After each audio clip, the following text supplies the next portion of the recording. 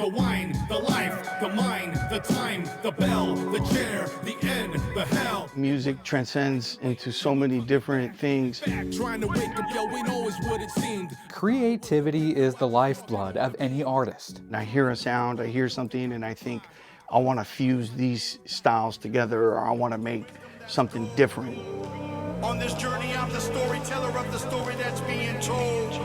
Something different is Jase Salter. He is embedded in bringing old school beats to life. Classic hip hop going back to the late 80s. Yes, I said the late 80s, growing up to like Egyptian Lover and breakdancing and all that stuff, you know, LL Cool J, Run DMC. This is the music that I like the most.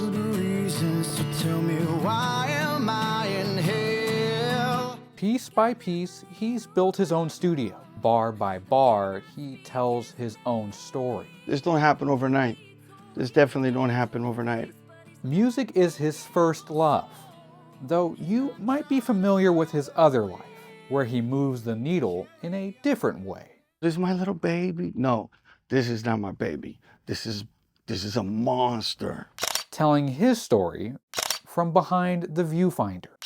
I see things as well as hear things. And so for me, I kind of feel like the two go together.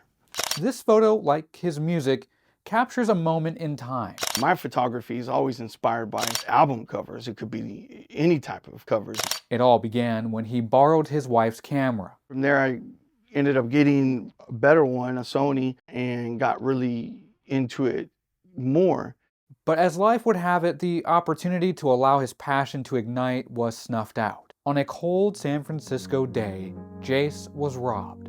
All of his equipment, both for music and photography, gone.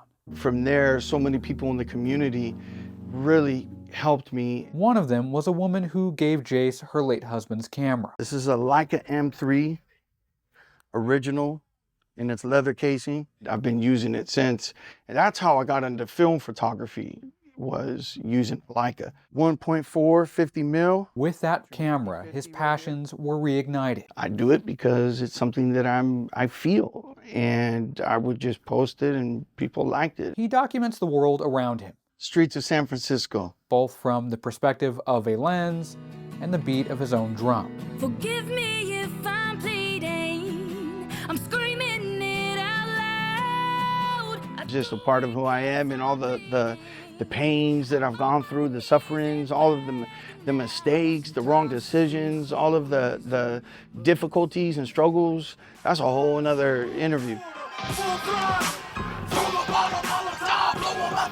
Today, he's released his first album, a culmination of work over the last decade. There's some Gen X rappers and producers out here in Santa Clarita. It's called a documentary time because of that purpose. It's like I'm documenting all the time that I've spent in this, and it goes back to, 10, 12 years. The beginning of a story that has reached the iTunes chart. But it had Lil Wayne and all those big guys, Jase in front of me. I opened it up later that night, it was 55. And I was like, wow. I was like, that's interesting. I'm like, that's pretty cool. Pretty cool for a guy who finds himself in the lifeblood of two forms of art. If that's where God wanted it, then there's a reason for that.